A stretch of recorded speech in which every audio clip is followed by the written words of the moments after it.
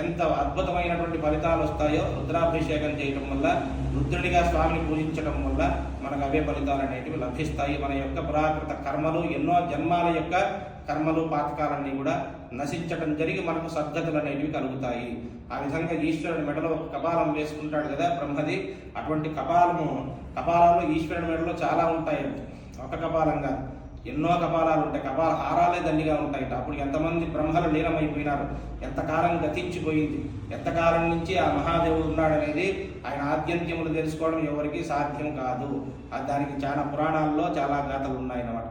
ఆ విధంగా పరమేశ్వరుడు రుద్రునిగా రూపం పొందినప్పుడు సమస్తాన్ని లయం చేసుకుంటాడు కాబట్టి ఆయన్ని రుద్రుడు అంటే దుఃఖాలను పోగొట్టేటటువంటి వాడు, బాధలను తొలగించేటటువంటి వాడు అని కూడా అర్థం వస్తుంది. ఆ రుద్రునికి ప్రీతిగా చేసే అభిషేకమే రుద్రాభిషేకము అని చెప్పి పేరు అన్నమాట.